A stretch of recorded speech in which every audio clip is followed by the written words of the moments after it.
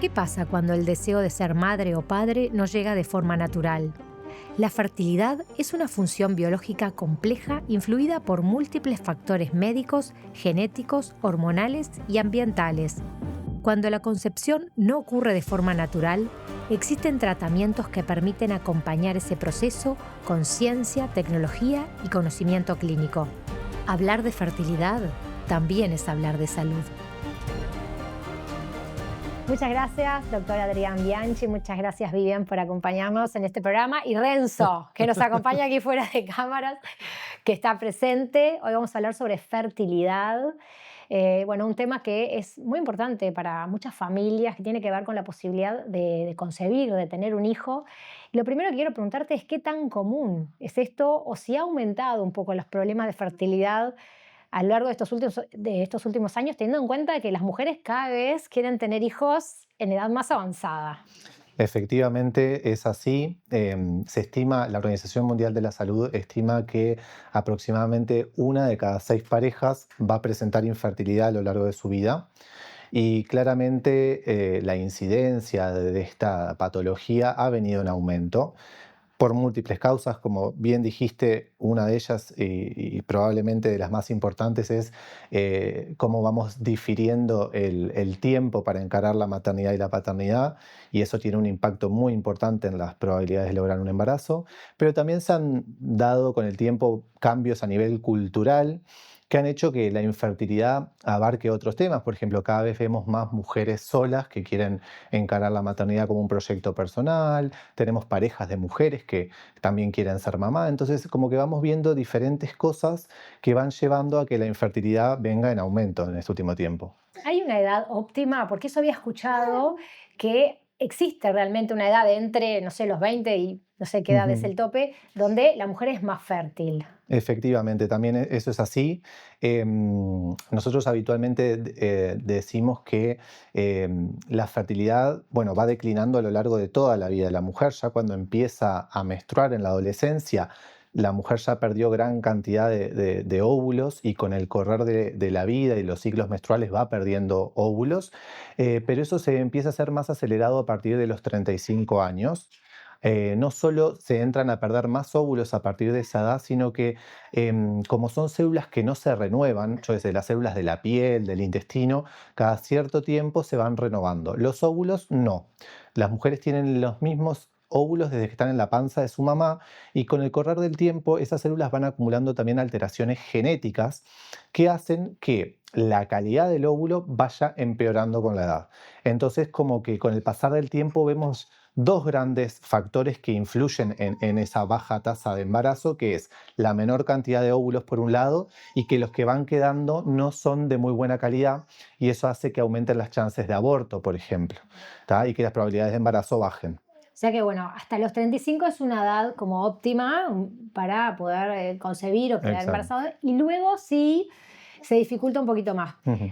¿Cómo, cómo se define la infertilidad? O sea, Sí. ¿cuándo decimos que realmente acá hay un problema y tenemos que, empezar algún tipo de tratamiento, ya sea un problema de la mujer, el hombre, la pareja en Ujú. común? O sea, ¿cómo se define? Bueno, la infertilidad la definimos como la enfermedad del aparato reproductor, ya sea masculino o femenino, como bien vos decís, que imposibilita lograr el embarazo luego de un año de mantener relaciones sexuales sin protección.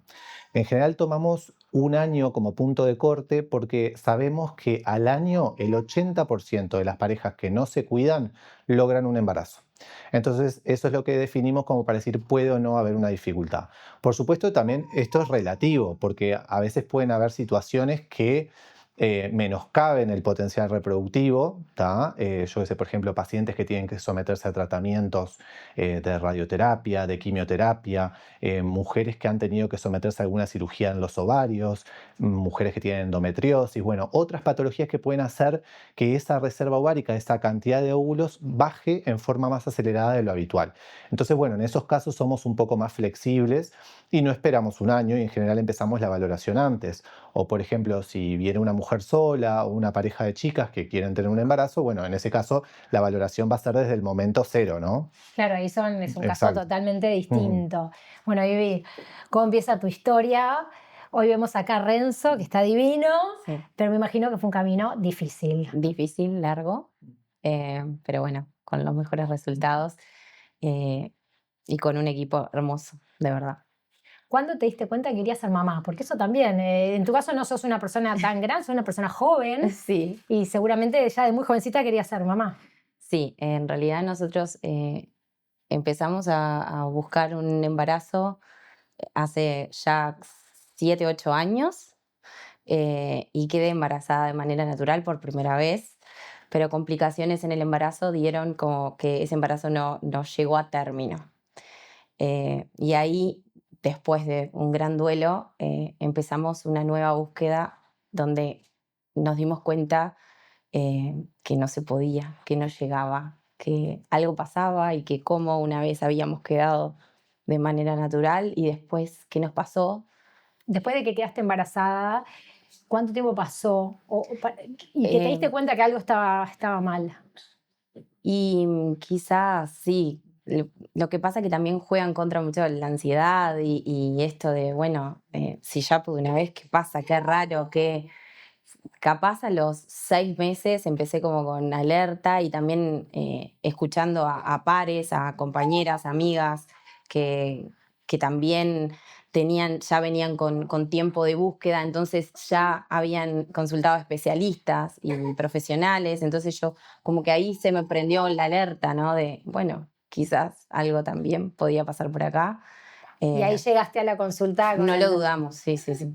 Llegamos a la consulta, sí. ¿Cómo fue en ese caso recibir, bueno, a una paciente que ya había quedado embarazada, que ese embarazo, bueno, no había llegado a término? En ese caso, ¿cómo se plantea el tipo de tratamiento o la búsqueda de cuál es el problema que hay acá, ¿no? Claro. En general, cuando vienen las parejas a consulta, bueno, tenemos que hacer una valoración bastante exhaustiva. Algunos estudios son un poco invasivos. Básicamente, lo que buscamos es ver si existe alguna alteración a nivel de la reserva ovárica, es decir, de la cantidad de óvulos, o alguna alteración en la ovulación, que es lo que permite justamente lograr el embarazo. Después buscamos que no hayan alteraciones a nivel anatómico en el tracto genital, es decir, que las trompas estén permeables, que el útero esté en buenas condiciones, y por supuesto que también valoramos lo que llamamos el factor masculino, que básicamente es ver cómo están los espermatozoides, ¿verdad? La calidad, la movilidad, la morfología de esos espermatozoides. Y eso es un proceso que lleva tiempo, muchas veces es un poco engorroso, dependiendo un poco también de lo que vamos encontrando en la consulta. A veces tenemos que ir ahondando en diagnósticos que hacen que el proceso se alargue un poco más, pero bueno, la idea siempre es tratar de llegar a un diagnóstico que no siempre lo alcanzamos, ¿verdad? Hasta en un 20% de las parejas que estudiamos por infertilidad hacemos la valoración y no encontramos una causa que la explique, que eso es lo que se conoce como esterilidad sin causa aparente, y bueno, y no es despreciable, de hecho es frecuente. Claro. ¿Y cómo llegaron al diagnóstico de Vivi? Bueno, en realidad, en ¿Y ese cuál caso, es el diagnóstico, no? ¿Qué era lo que estaba pasando en el caso de ella? Vivi, en realidad, lo que llegamos fue al diagnóstico de que había una baja reserva, entonces, nada, ahí se planteó hacer una fertilización in vitro. Luego de unas consultas con Vivi, ¿cómo llegaste al diagnóstico o qué era lo que estaba Mm. pasando en este caso particular para conocer un poquito más sobre la historia de Vivi? Bien, bueno, en el caso de Vivian, lo que ella tiene es una endometriosis, que es una enfermedad que se asocia mucho a infertilidad. Aproximadamente vemos que el 50% de las mujeres que tienen endometriosis tienen infertilidad. Se basa en la existencia de tejido que es similar al tejido que reviste el útero por dentro, pero que se localiza fuera del útero. Y eso genera un proceso inflamatorio crónico que, bueno, dificulta muchas veces lograr el embarazo. ¿Nunca te habían dado ese diagnóstico previamente? ¿No tenías otro síntoma? No, los síntomas estaban desde muy chica, desde en realidad mis primeras menstruaciones, pero dada la poca información que había quizás en ese momento, nunca fui diagnosticada con endometriosis. Sí, a partir de se me reventó un quiste endometrioso y ahí fui a la guardia y salió este diagnóstico. Pero tenías menstruaciones muy largas, mucho sangrado, dolor. ¿Qué era lo Todo que eso, tenías? Todo esto. todo eso junto y más. Menstruaciones muy abundantes, dolorosas, muy dolorosas. El dolor ya en la adultez empezó como a ser crónico, o sea, el dolor no era solo en los periodos, sino que era constante, las inflamaciones. Nada, uno como que al no tener un diagnóstico o algo que te diga tenés esto, es como que Lo lo naturalizás incorporás, lo como si fuera parte naturalizás, de... exacto. Aprendés a vivir con eso y te acostumbras. Hasta que, bueno, un diagnóstico que dice, tenés esto y ¿Y tenés ese que vivir diagnóstico con esto. llegó en el medio del tratamiento, en la consulta, antes de la consulta? ¿Cuándo llega ese diagnóstico? ¿Después que perdiste el otro embarazo? ¿Fue posterior? En realidad fue posterior, fue el mismo año del nacimiento de mi anterior hijo. em, Tuve no sé, se reventó un quiste hemorrágico y tuve una cirugía de urgencia, una laparoscopía, y ahí pudieron como investigar un poco más. Encontraron la endometriosis, pero como te digo, yo ahí todavía no había como comenzado una búsqueda del embarazo. Solo fue como, hay una endometriosis, tenés adherencias endometriosas en tal, tal y tal lado, pero yo ante la ignorancia fue como, bueno, seguí buscando. Cuando comenzamos con mi pareja a buscar un futuro embarazo, no sabía que la endometriosis era causa de una infertilidad. Nosotros habíamos visto este tema en otro programa de Por Más Salud, por eso Claro, algo sí. me acuerdo. Y claro, es más Es allá de la que, incomodidad, sí. sin duda afecta De hecho, esto muchísimo. que dice Vivian me parece que está buenísimo porque muchas veces el diagnóstico de endometriosis como que se llega tarde. De hecho, hay un retraso en la llegada al diagnóstico y es porque suelen minimizarse los síntomas. A veces vemos que, bueno, que las mujeres sufran dolor con las menstruaciones, parece que fuese algo normal, se suele indicar anticonceptivos muchas veces en la consulta y no se ahonda mucho más en el diagnóstico. La endometriosis de por sí, a no ser como en el caso de Vivian, que hay un endometrioma, puede ser difícil de diagnosticar.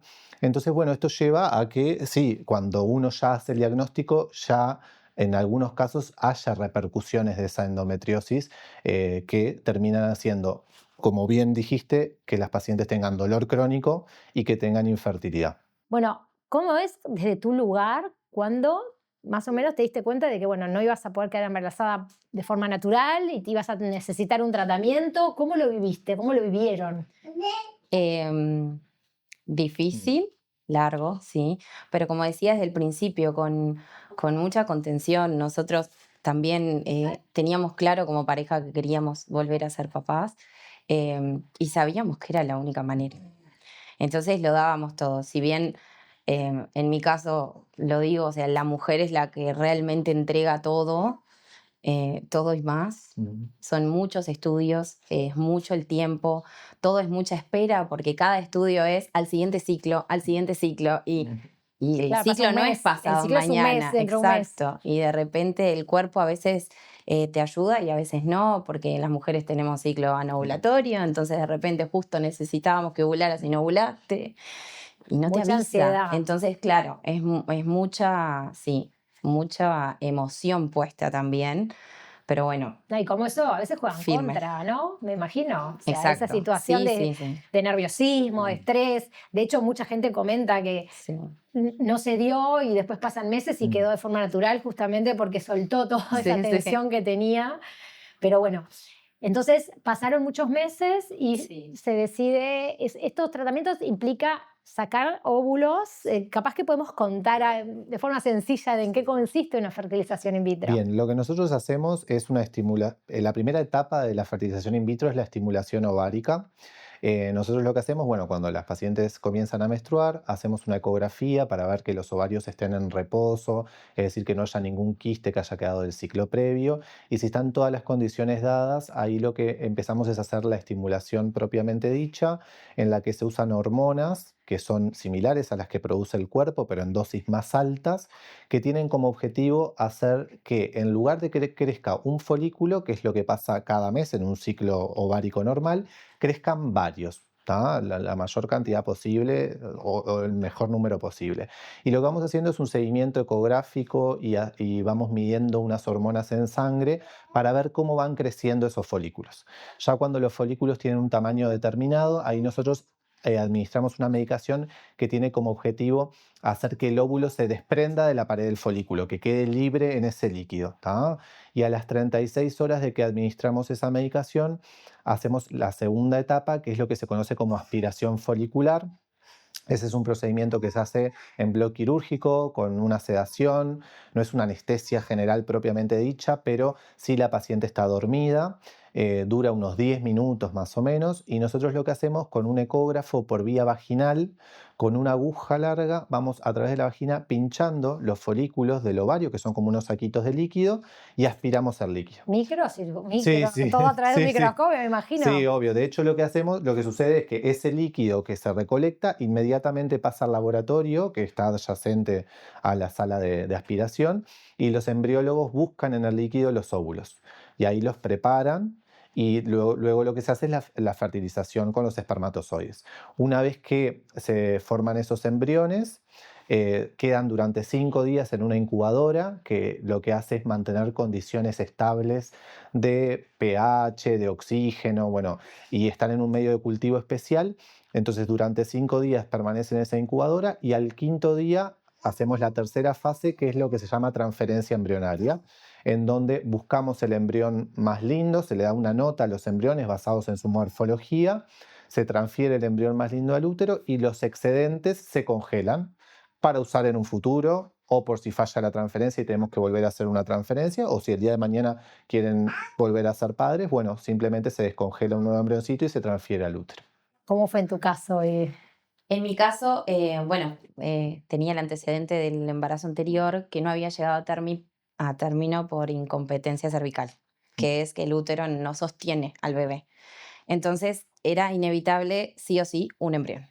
Siempre tuvimos 2 intentos. En el primero estaba con bastante estrés también porque habíamos tenido una situación de salud de la pareja. Y bueno, en el segundo llegó Renzo, sin pensarlo. No le había puesto de verdad tanta ilusión como al primero, porque el primero nos venía pasando tanta cosa que dijimos, esto tiene que Claro, salir. Claro. Y no. nos lo merecemos. Y el segundo fue como, bueno, no me voy a encariñar tanto con esta situación y que sea lo que tenga que ser. ¿Y en cuánto tiempo uno sabe que no funcionó una vez que te hacen la transferencia? Nosotros esperamos 10 días para hacer el test de embarazo, que lo que hacemos es cuantificar la hormona del embarazo. Si nos da positivo, la volvemos a repetir entre las 48 horas más o menos, los 4 días. Y bueno, si viene subiendo en forma adecuada, hacemos la primera ecografía a las 2 semanas de tener ese resultado.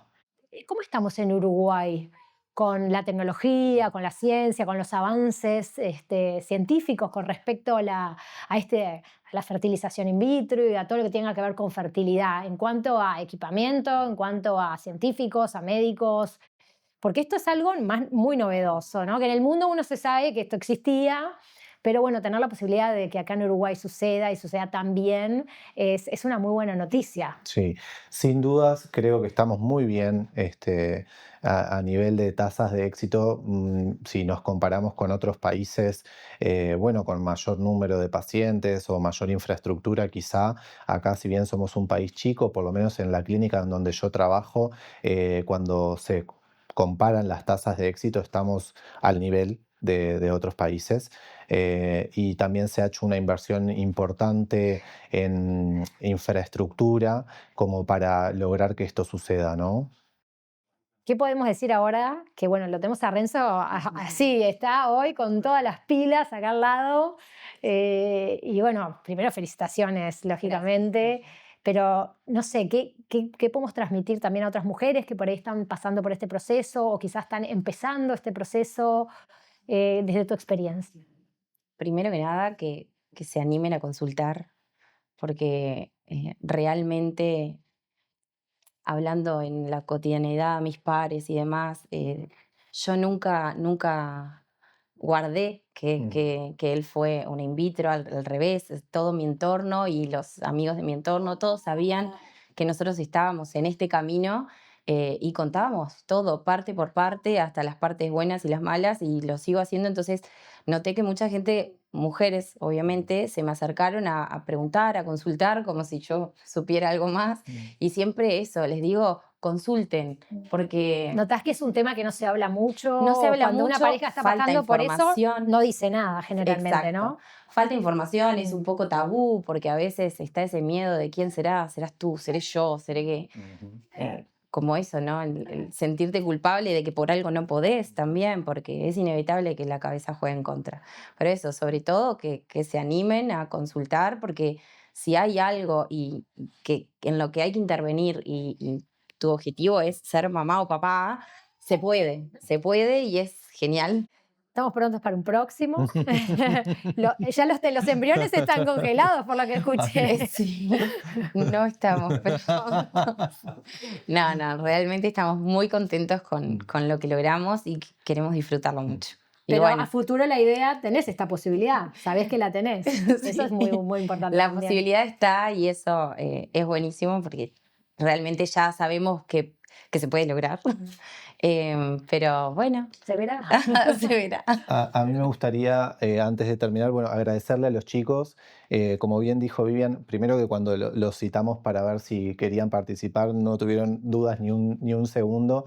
Y esto que decís vos, que la verdad es que me parece muy importante. De hecho, nosotros como especialistas tratamos de hacer mucho hincapié en dar a conocer esto. Ahora, bueno, se está llevando a cabo la Semana de la Fertilidad, justamente con el objetivo de dar a conocer, porque es verdad que muchas pacientes, muchas parejas viven esto con mucho hermetismo y me parece que es fundamental saber que no están solas, que le pasa a mucha gente, que no importa si sos rico, si sos pobre, le pasa a todo el mundo, y que bueno, y que existen redes de apoyo justamente para transitar esto de la mejor manera posible, que es un proceso que es largo, que es tedioso, que es frustrante, que pone sobre la mesa muchos sentimientos y que nada, que me parece que está buenísimo que se animen a hablar y a compartir sus No, experiencias. y algo que dijiste que, para cerrar también, pero que no es menor, ¿no? Antes quizás accedían a este tipo de tratamientos los que podían, ¿no? Exacto. Los que tenían la posibilidad económica. Hoy ya no, hoy ya pueden acceder quizás toda la población y eso Sí, es sumamente importante. eso ha sido un avance, pero sustancial.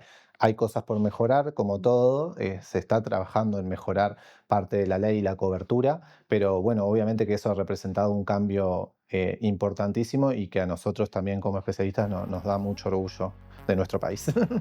Muchísimas gracias. Bueno, te felicito Gracias. y gracias por acompañarnos. A ustedes por convocarme. Muchas gracias. Y a ti.